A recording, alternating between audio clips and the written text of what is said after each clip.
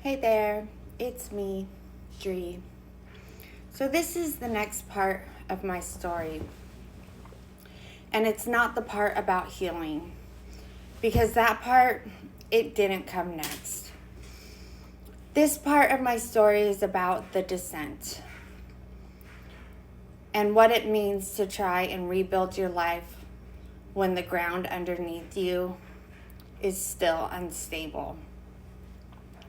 It's about survival, about being stretched so thin that you forget what breathing freely even feels like.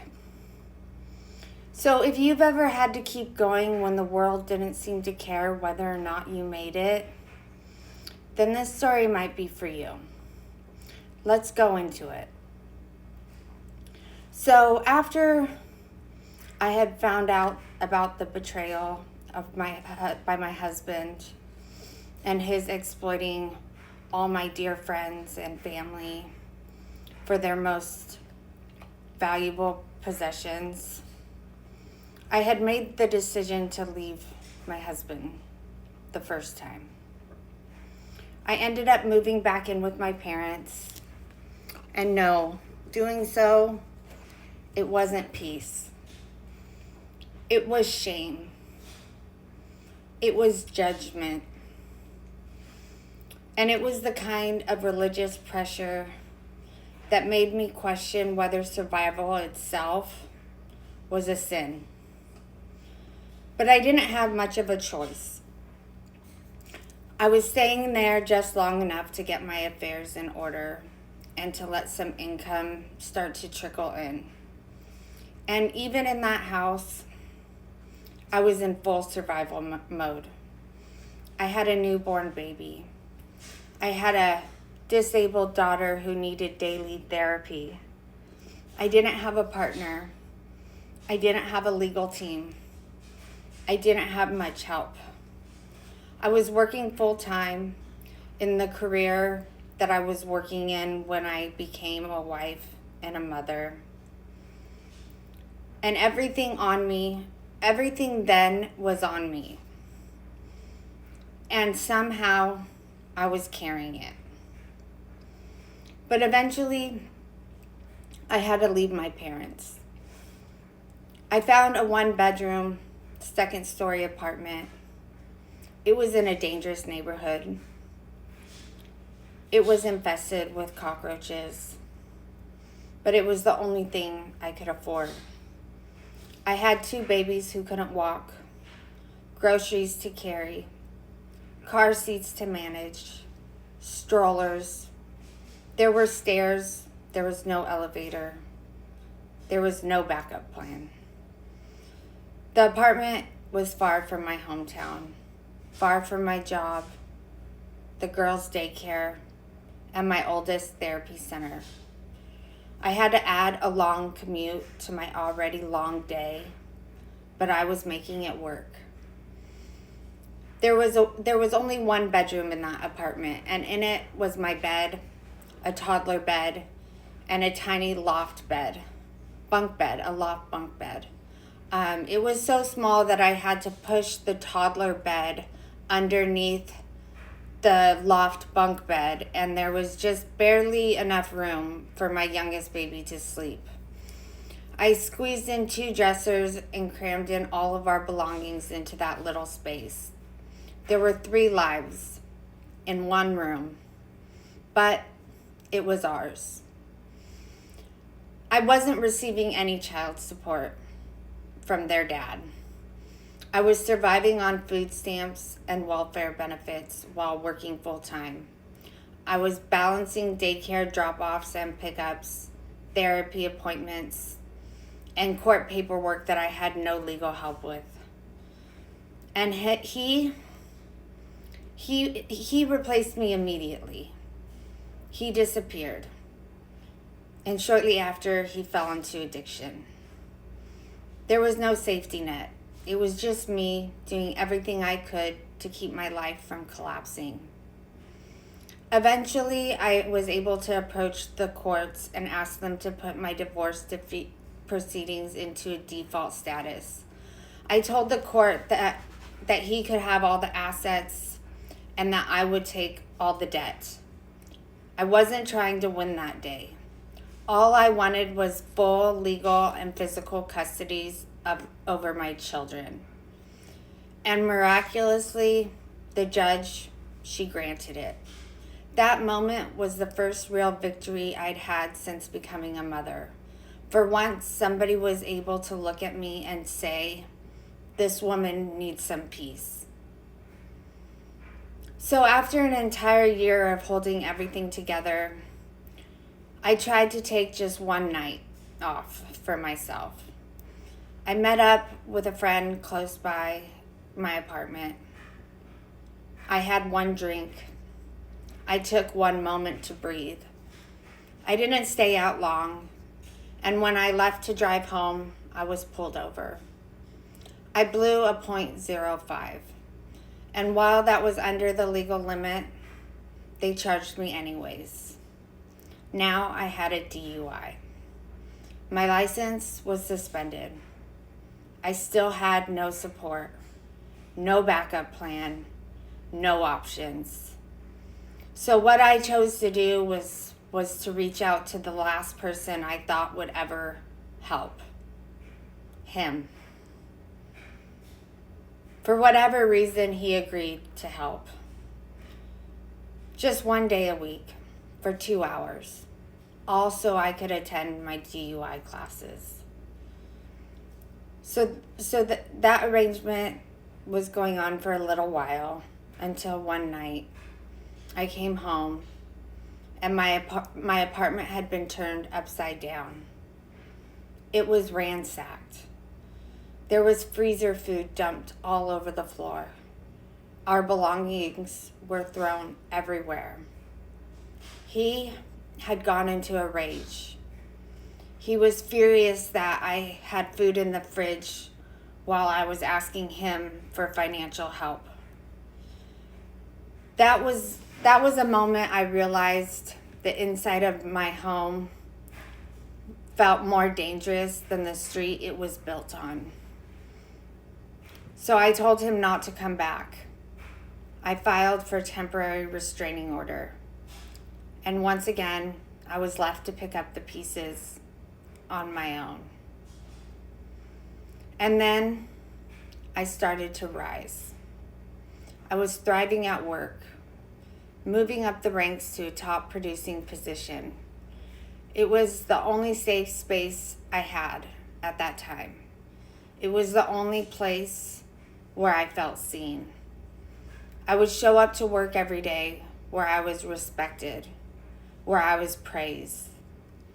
And that fueled me to work even harder, to build something meaningful, to create a name for myself. Eventually, I was able to save enough money to move back to my hometown and into a clean, peaceful 2-bedroom apartment. I was still living humbly, still doing laundry at the laundromat, but the apartment, it was mine. And finally, we felt safe. It was the first time I felt like I could start my real life for me. I had even met somebody. I met a good man I reconnected with at my high school reunion, and we were falling in love. And just as fast as it all started, he came back. He looked me in the eyes and said that he and his girlfriend were over for good. He said that he was ready for family life, that he wanted to do things right this time. And then he told me I needed to end things with the man I had just started seeing. He said we were going to be a family again. And for some crazy reason, maybe it was the pull deep inside of me, that ache that didn't want our story to end as a failure. For whatever it was, I listened. Once he had returned, he told me that he had picked up new charges. that he had committed fresh crimes during his absence, and that it was almost time for him to turn himself in so that he could serve another lengthy prison sentence. At that time, my head, it went straight to my babies. Yes, I had a new apartment, but I had just lost my food stamps and welfare benefits because of the income I was finally able to earn. And even with my job, I was still barely scraping to get by. So he asked me how much support I would need to cover the kids for a year. I thought about it and came to a very reserved amount. I told him $15,000. He thought about it. He gave me $10,000. I didn't know where the money came from, but I didn't ask. I immediately drove it to my mom and gave it to her for safekeeping. About a week went by, and he came to me and told me casually, like it was no big deal, that he had gotten himself into some trouble again. He said that people were looking for him. And because he had been coming to my apartment, these people, they knew where I was and where my kids were. He said that we weren't safe. He said that we had to pack up the kids and get out of town right away. He wasn't giving me much time to think. And so, in the middle of the night, I packed up everything I could fit into my car. I filed for leave with my employer, and just like that, we drove off into the dark. What I was told would be a short, safe reset turned into a 5-week getaway under the pretense of a much-needed vacation. He promised he'd cover my bills while we were gone, and I believed him, because in my mind, I wasn't running from danger. I was taking much-needed time to rebuild my broken family. I was keeping him safe. I was keeping my babies safe. And I thought at that time, isn't that what any mother would do? Those next 5 weeks, they were a blur. It was high-end hotels, huge suites, expensive nannies on call for just a few hours at a time so I could take a break from being the only parent while he spent his time gambling. There was room service, shows, bellhops carrying our bags into places I'd never even dreamed of staying at. And there was cash, so much cash. He always had it, always pulling up more. And he was making it seem like it was nothing.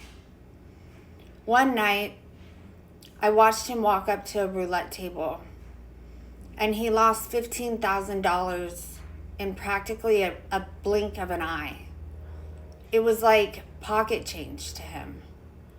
And all I could think in that moment was that was the exact amount I told him I needed to support our children for a year.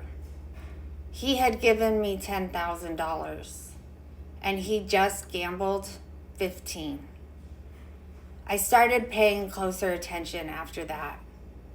I started trying to keep track of the money, how fast it was moving, how much he was really actually spending and losing, more nannies, fancy dinners, travel. It wasn't just a lot. It was the most money I had ever seen someone spend in that period of time. And it was all cash. And that's when the thoughts, they started to creep in. I was realizing that this couldn't be his money. And I didn't want to say it out loud, but I knew inside of me that something wasn't right. And then, just like that, one day, he looks at me and says, "The money's gone. It's time to go home." He had burned through upwards of $90,000 in 5 weeks' time. I stood there absolutely shell-shocked. What had I just lived through? Where did all that money come from? And what had I brought my children into? I didn't have the answers yet, but I knew and I could feel that something was coming. You see, this time period was the time that I thought I had finally made it out. I thought I was building something real, something lasting. But I didn't know yet that the final storm was still on its way.